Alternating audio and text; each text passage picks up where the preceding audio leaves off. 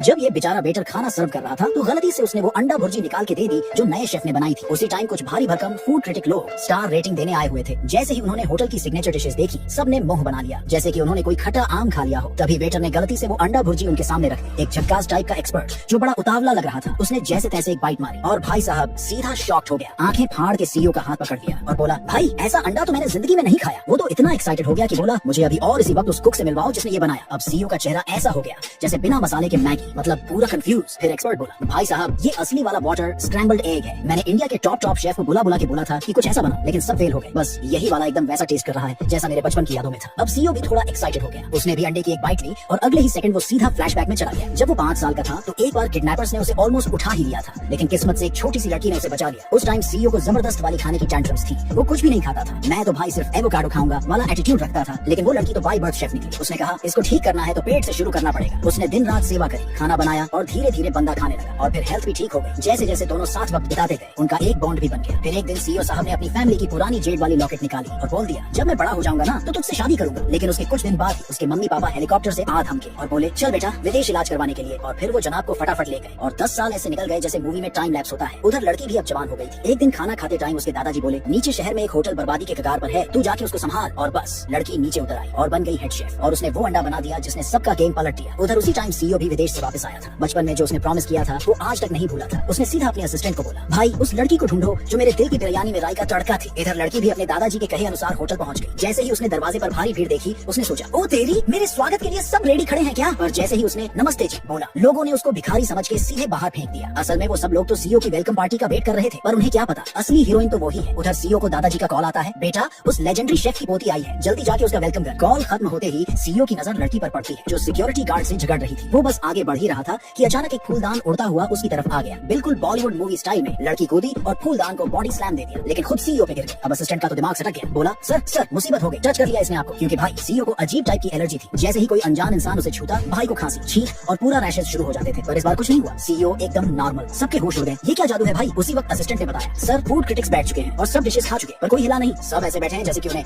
Free wifi में speed ना मिल रही हो। सीईओ बोला, किचन में मैसेज भेजो। अब असली खेल शुरू होता है। अब किचन में सारे पुराने शेफ लोग कंफ्यूज्ड हैं। ये नई लड़की से डिश क्यों बनवा रहे हैं? फिर शुरू हो गया उसका मजाक, क्या बनाओगी बहन जी, मैगी या उबला अंडा? लड़की ने बड़े कूल अंदाज में बोला, जितनी सिंपल डिश उतनी बड़ी स्किल लगती है। अब तो सब बोले, हाय बहाने शुरू हो गए। फेल होने से पहले एक्सक्यूज सेट कर रही है। तभी वेटर दौड़ता आया, भाइयों जल्दी करो, वो लोग एक भी चीज से खुश नहीं हुए। तब हेड शेफ खुद मैदान में उतरा और बोला, अब मैं बनाऊंगा असली डिश। बाकी शेफ बोले, वाह बॉस क्या कटिंग है, क्या मसाला है। पर लड़की के चेहरे पर कोई इंप्रेशन नहीं था। वो बोली, अभी देखो। फिर उसने भी वही डिश बनानी शुरू की। जैसे ही उसकी भुर्जी की खुशबू पूरे किचन में फैली, सबका मूड फ्राई हो गया। एकदम डोमिनेशन वाली एंट्री।